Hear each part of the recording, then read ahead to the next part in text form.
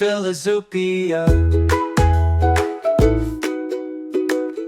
Have you ever really truly stopped to think about what a sign actually is? I mean, it sounds simple, doesn't it? You know, a word you read, a traffic light changing color, maybe someone smiling at you. Right, seems straightforward. But what about, say, that kind of cryptic social media post you saw? Or the way someone dresses that just, tells you something about them? Yeah, the subtle stuff. Exactly. We are just constantly swimming in this universe of signs, really, whether we notice them consciously or not. They're like these invisible threads weaving together how we see things, how we interact, our whole understanding of the world. They really structure our reality. And here's the thing. Understanding how these signs work isn't just some dusty academic thing. It's actually fundamental. It's a way to unlock some really profound truths about our culture, how we communicate, and even, well, ourselves. So today we're doing a deep dive into the, frankly, fascinating and often pretty provocative work of Umberto Eco, specifically his big book, A Theory of Semiotics. Seminal work, really. Totally. And look, if that title makes you think of, like, old libraries and super dense theory, just park that thought for a second. Don't let the title scare you off. Because this isn't just about abstract ideas from way back when. It's really a foundational look at the actual machinery of how meaning gets made, how it's shared, how we interpret it. And maybe surprisingly, it gives us some incredibly relevant insights into, right now, our hyper-connected, information-everywhere world, especially the internet. It's startlingly relevant, actually. So our mission today, our big question is this. How does this fundamental nature of signs and communication, the way Eco lays it all out, how does that help us understand this potential? Maybe this kind of creeping loss of cultural value that we might be seeing today, in an age that's just dominated by so much superficial internet content. We're going to explore how the very things that allow communication to happen so fast, so widely, might actually, paradoxically, be contributing to a kind of shallowness if we're not really looking critically. It's a remarkably prescient question, isn't it? Because Eco's work, it came out way before the internet as we know it, decades before. Right, 1976. Exactly. But it gives us this indispensable lens, this toolkit to really analyze the massive shifts in how we deal with information now. And, by extension, how culture itself is constantly being formed, passed on, maybe even warped. He basically hands us the concepts to pick apart not just what's being said, but the really intricate underlying structures, the intentions, even the potential problems behind it all. Okay, so let's dive right in at the start. Umberto Eco. In A Theory of Semiotics, he doesn't exactly ease you in, does he? Gentle intro there. He hits you with this really bold, almost audacious definition of semiotics itself. He just states flat out that semiotics is the discipline studying everything which can be used in order to lie. Boom. Right there. A theory of the lie.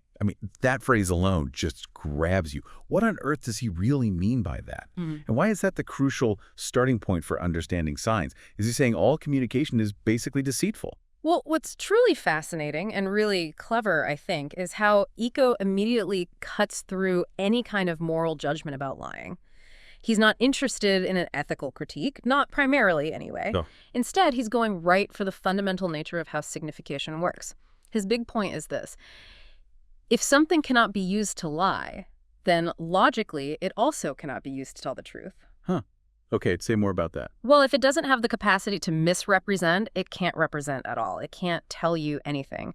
Think about, just a random noise that has no structure, no convention attached to it. It just is. It doesn't mean anything until we code it somehow. Right. So this immediately highlights that signs are conventional, they're interpretives. A sign isn't just a thing in itself, it stands for something else. That act of standing for, that's representation. That's what makes meaning possible. Okay, the substitution. Exactly, the substitution. And because it stands for something, because it's a substitute, it automatically implies a choice was made. A choice in creating it, a choice in interpreting it. And this potential for absence, for a sign to represent something that isn't physically right there, or maybe doesn't even exist. Like a unicorn or something. Precisely. Like a unicorn or a false alibi. That potential for absence is exactly what makes both truth-telling and lying possible. So for Eco, the key insight is that the very capacity to lie, to misrepresent, is what validates a sign's power to mean anything at all. It's like a fundamental property of the system, not just a bug or a moral issue. Wow. Okay. And that becomes crucial later when we think about how online stuff can mislead, even if it's not an outright deliberate lie. It's about the inherent possibility. So it's not about the ethics of the lie, but the mechanism, the very possibility of saying something about something else. If, like you said, smoke can stand for fire, it has to have the built-in possibility of standing for fire even when there isn't one. That really does shift how you think about it. It totally reframes it. And Eco doesn't seem to like narrow boxes. He openly wrestles with whether semiotics is like a specific discipline with a very precise object, or if it's this broader, more sprawling field of study. Yeah, he tackles that head on.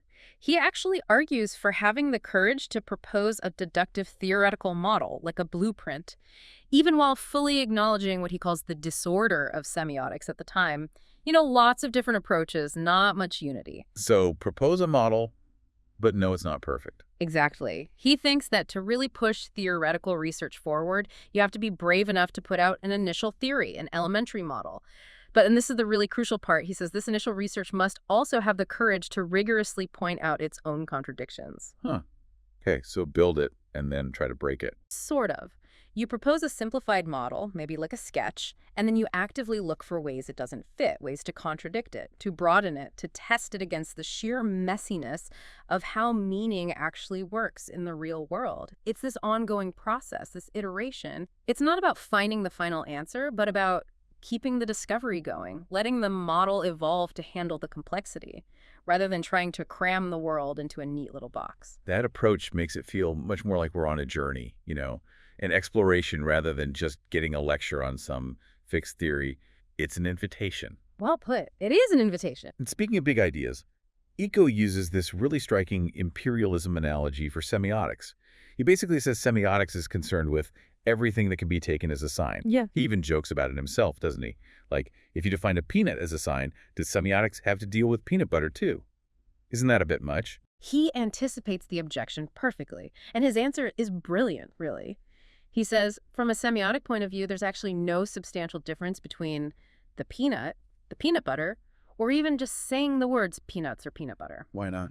Because semiotics cares about anything that can significantly substitute for something else, anything that can stand in for another thing. This leads him to the sweeping claim that the whole of culture can basically be understood as a semiotic phenomenon. Whole of culture? That's Yeah, huge. It is huge.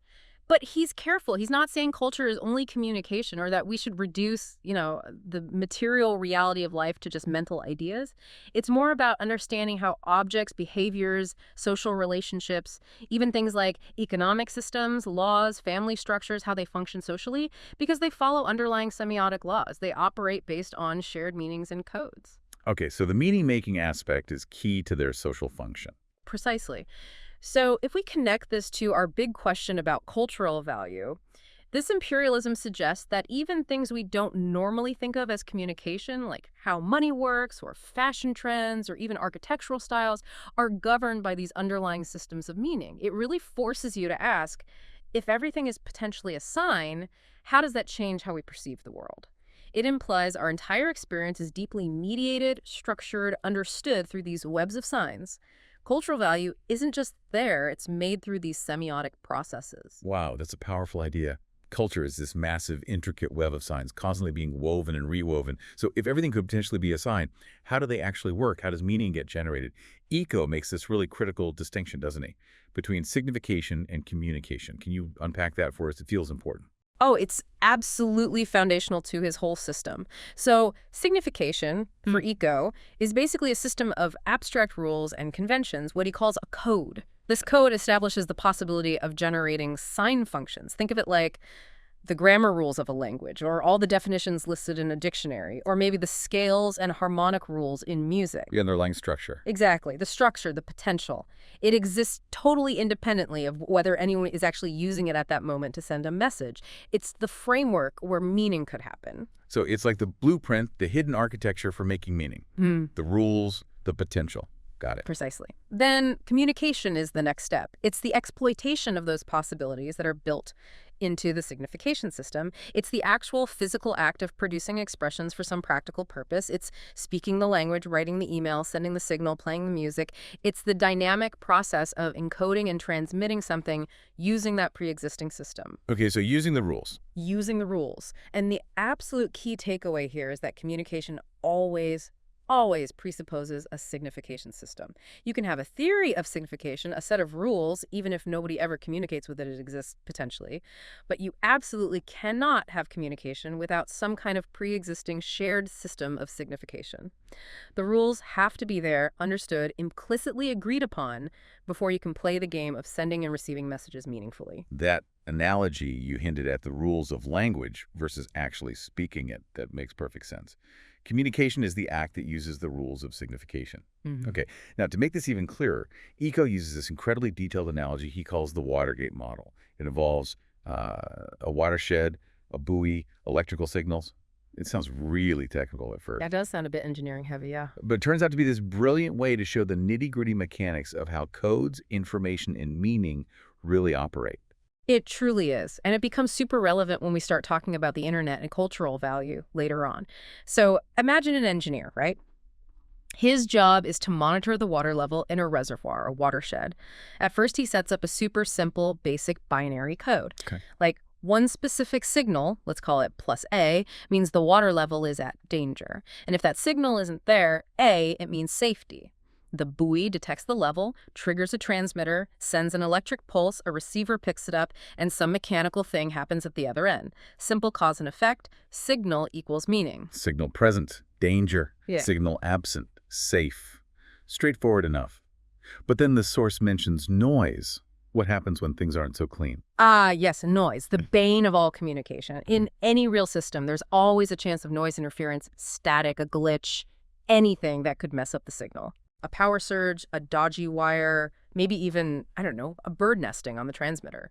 If the engineer relies on that simple on-off code, a bit of noise could easily wipe out a danger signal, making him think it's safe when it's not. Or it could create a false danger signal. Big problems either way. Potentially disastrous, yeah. Definitely. So to make it reliable, the engineer has to complicate the code. Instead of just two states on-off, maybe he introduces 4 distinct signals, A, B, C, D. Maybe different frequencies, different light colors, whatever. And here's the key.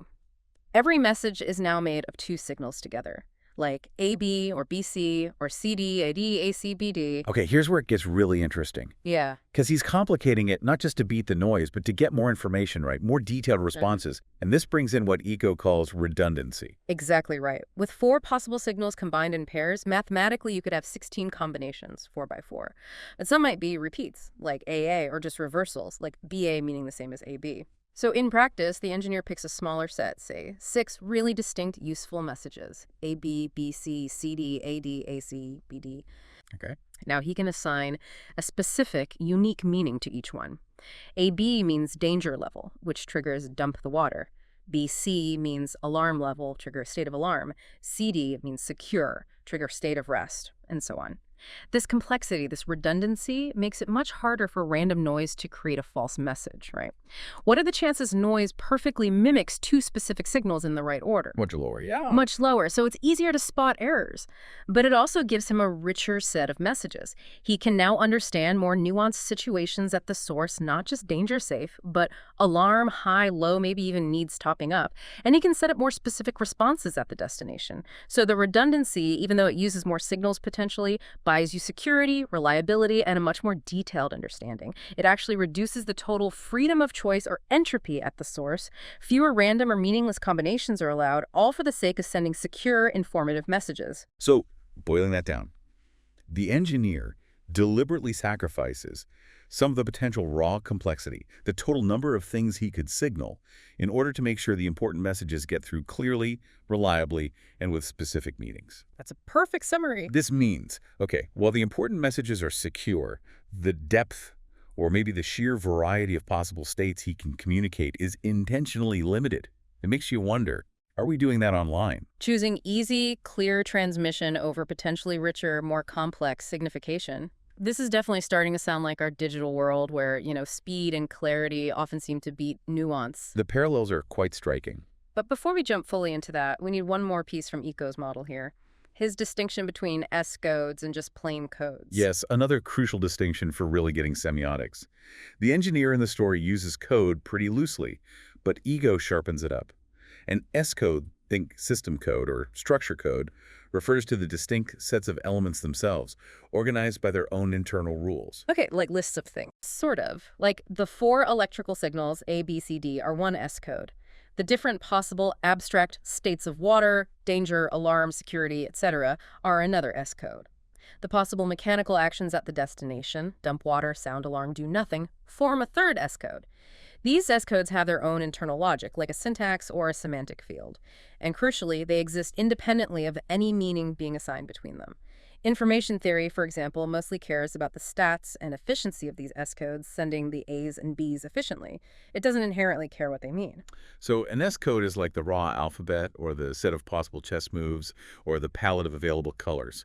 Structured possibilities, but no meaning attached yet, just organizing the bits. Exactly. It arranges stuff, often using what Eco calls binary exclusions, this or not this, on or off, present or absent. It carves up reality into manageable bits, which is the first step towards assigning meaning. Then, a true code, in Eco's stricter sense, is the rule, the convention, that couples elements from different codes. It's the social agreement, the learned connection that says signal AB from the signal S code means danger level from the water state's S code and triggers water dumping from the response code. Ah, That's where meaning gets established not inherently in the signals or the states, but in the correlation, the rule linking them. This really raises that question again. If pure information theory is just about efficiently transmitting the S codes, the A's and B's, yeah. it doesn't touch meaning. That's semiotic's job, understanding the code, the cultural rules that turn signals into significance. Okay, right. So the engineer didn't just use S codes, he created a code by linking them together conventionally. It's the correlation, the shared rule. That clarifies a lot. Now, let's zoom back out, because Eco's vision goes way beyond just engineered systems or even language. He argues that culture itself is this huge web of signs, which means even things that seem natural or things people do unintentionally can become signs. Oh, absolutely. His view is incredibly broad. Think about natural things like seeing smoke and knowing it means fire, or even, say, unintentional human stuff like someone's accent or gestures revealing where they grew up, even if they have no idea they're signaling it. Eco says these only really become proper signs when they get culturally recognized and systematically coded. Oh, so? We'll take his example of the first doctor who noticed a pattern. These specific red spots always seem to go along with a certain set of symptoms we now call measles. Initially, that was just an inference, right? Observation leading to a hypothesis. Yeah, pattern recognition. But once that link was established, written down in medical books, taught to other doctors, accepted by the community, it became a semiotic convention. The red spots became a diagnostic sign within the code of medicine. Wow, that's a powerful point. Signs aren't just things we make intentionally. The spots weren't designed to mean measles, but once they're plugged into that medical code, they function just like a sign. That's a bit of a mind bender. And he takes this even further, right back to the origins of culture, using that amazing example of the Australopithecine, an early hominid, and just a basic stone tool, the head splitter. It's such a profound illustration of how culture doesn't just magically appear, but emerges from this fundamental act of semiosis, of meaning-making. Culture is born, Eco argues, when a thinking being does 3 things. First, 1, they recognize a specific function for an object. This stone can split a head. It's not just random use, it's a cognitive insight. Yeah. Second, 2, they name it, even if it's just a concept in their own head, thinking of it as a stone that serves for splitting. Giving it an identity. Exactly. And third, 3, they establish a significant relationship between the object and its function, recognizing it as the stone that responds to function F and has name Y. At that moment, even if it's just one individual, that stone becomes a sign vehicle representing a possible function. That individual could even make a mark on it, a mnemonic device to remind their future self. In that act, the solitary person becomes both sender and receiver of a communication based on a very basic emerging code. Wow. This model suggests that the very act of noticing differences, categorizing things, assigning functions and value, that is the fundamental semiotic act. That's how raw, undifferentiated nature gets transformed into culture, a world packed with meaning. That's incredible. Culture literally starts with the first recognized sign function, even if it's just for yourself. The original meaning-making beyond just reacting to stuff. Yeah. And Eco keeps going, applying this semiotic lens to really complex social things, like how markets work, economic exchange, and even those intricate kinship systems anthropologists study. Yeah, he connects his theory directly to some foundational social analyses. He looks back at Karl Marx's analysis of commodities and Das Kapital, but reads it semiotically. Marx showed how stuff in a market economy goes beyond just its practical use. Like a table has a use value, you can eat off it, work on it. Right. Its function. But when you go to sell it or trade it, that table gets transformed. It becomes a sign representing other things. It might signify a certain amount of wheat, or a number of hours someone worked, or a length of fabric. Its value becomes symbolic, relational. So when you buy something, you're not just swapping goods for cash. You're actually taking part in this incredibly complex sign system where things stand for labor, for other goods, for a whole economic structure. And money then is like the ultimate sign in that system. Absolutely. Money becomes the universal equivalent, as Marx called it. It's the master sign that can stand for pretty much any commodity and also for the abstract labor value behind them. It functions a lot like a word representing a whole concept. Eco points out a subtle difference, though. You can say the word table a million times, and it costs nothing economically to reproduce the sign itself. Okay. But a coin, a physical piece of money, has some intrinsic value in its material, in the effort needed to make it. So even within signs, there are different kinds based on their physical form and production cost. It's a living, breathing sign system with its own material realities. And then he brings in Claude Lévi-Strauss's work on kinship, specifically the idea of the exchange of women in some societies. That sounds, well, tricky today. Yeah. How does Eco handle that semiotically, keeping it structural? He focuses entirely on the structural role, as Levi-Strauss described it. In that specific anthropological framework, women weren't viewed as mere objects, but functioned as signs within that system. They signified a whole complex of social obligations, alliances between groups, rules about who could marry whom. Their role went far beyond just biology. Their symbolic value within that particular cultural code is what positioned them relative to other groups, governing the social structure. They represented a category, a unit of exchange that carried significant symbolic weight for maintaining social order in that context. Okay, so it's about their position and meaning within that specific coded system, not about reducing individuals. Exactly. It's purely a structural analysis of a specific cultural code, but it raises a really critical question for us now. If objects, labor, even people in some historical contexts acquire this deep symbolic value within cultural systems, what happens when those systems start to systematically devalue or oversimplify those meanings, when the richness gets stripped away? That's where you can really see cultural value start to erode, subtly but significantly. And he wraps this whole section up powerfully, saying that in culture, basically, every entity can become a semiotic phenomenon.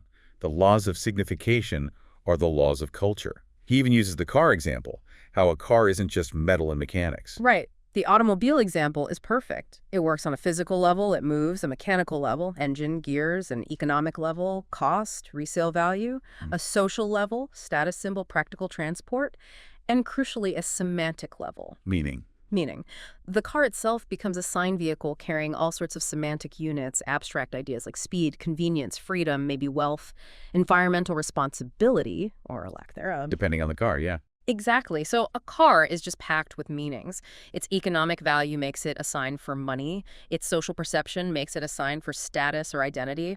These are all complex semiotic functions woven into our culture. His point is that culture is this ongoing exchange of meanings because it is a system built on systems of signification. Everything connects through meaning. That's why you can study culture entirely through a semiotic lens, looking for its hidden codes and rules. This incredibly broad view of signs and codes gives us such a powerful toolkit for looking at our world today. And nowhere does that toolkit feel more relevant, maybe even more urgently needed, than when we turn our attention to the internet. Now, Eco's book came out in '76, obviously way before the web as we know it. Prehistory, basically. But he did talk a lot about mass communication back then, and he made this really crucial point, that when communication gets industrialized, it doesn't just change how messages are sent, it fundamentally changes their meaning. That's such a critical observation, especially now. He argued back then, thinking about TV, newspapers, radio, that when communication becomes industrialized, the whole context changes. The sheer scale, the speed, the reach. It inevitably affects the message itself, its internal block of meanings, its content. What might have been just noise in a simpler system could even become part of the intended message in mass media, changing everything. Okay, so if that was true back in the '70s with TV and print, what does it mean for the internet? where communication isn't just industrialized, it's hyper-industrialized, it's everywhere, it's instant. This is where that Watergate model, which felt a bit abstract before, suddenly seems incredibly concrete, almost disturbingly relevant. It absolutely does. Let's take the insights from that engineer and his watershed and apply them directly to how internet content works. On the internet, what are the overwhelming priorities? Usually it's ease of transmission, right? Getting it out there. Yep. Speed and maximum reach, getting it to as many eyeballs as possible. And virality, making it spread like wildfire. Think about it. The main goal for platforms, for creators often, is getting that message out fast and wide, just like our engineer needed his water level warnings to get through instantly and reliably. Right. And remember, in that model, the engineer deliberately reduced the number of possible messages he could send from maybe 16 possibilities down to just 6, and then maybe only using 4 routinely. Why? To guarantee secure, clear transmission. He sacrificed some of that raw entropy, that freedom of choice at the source. He prioritized clarity and reliability over the sheer volume of potential information. Okay. So now connect that to the internet. The relentless push for speed, for engagement, for easy consumption online almost forces a massive simplification of the codes, those underlying structures of content. Complex ideas, they get boiled down to clickbait headlines. Or a 30-second video. Or a single meme, often totally stripped of context. This is the internet's way of reducing the number of probabilities to make transmission faster and easier. And yes, huge amounts of content move incredibly fast this way. But it comes at a cost. Which is? A potential loss of information depth, of meaning-making capacity. The content becomes super efficient for spreading, but it's often far less rich, less nuanced. It loses the ability to convey complex states of the world. It's like the engineer deciding he can only signal big danger or all okay, losing the ability to signal medium alert or getting low. We prioritize the simple, fast signals, potentially losing the capacity for subtlety. So it's not just that more stuff is getting through. It's that the fundamental character of that stuff is changing. Is it possible that the actual depth of the messages, their ability to really capture complexity, is being sacrificed just to make them spread faster and wider? Are we, maybe unconsciously, choosing easy transmission over rich signification? Because if the world out there is complex, but the codes we use online can only represent a few simple states, that feels like a direct loss of cultural value, a loss of nuance. That is exactly the heart of the issue in the digital age, I think. The very architecture of the internet algorithms favoring engagement, the economics of clicks, the chase for virality, it inherently rewards simplified, easily processed units of information. The whole ecosystem pushes creators towards making signs that are unambiguous, fast, instantly gettable.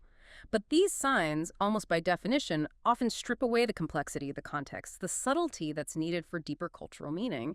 We're optimizing for speed and reach, and the unintended consequence might be that we're sacrificing the richness, the complexity, the ambiguity even, that true cultural value often depends on. It's like swapping the whole library for just the catchy book titles. And this loops right back to Eco's starting point, that provocative definition. Semiotics studies everything which can be used in order to lie.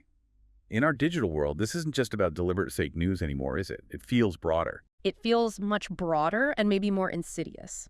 Yes, connecting Eco's theory of the lie to fake news or deepfakes is obvious, but it applies just as much, maybe more powerfully, to the sheer volume of just superficial, oversimplified content that floods our feeds.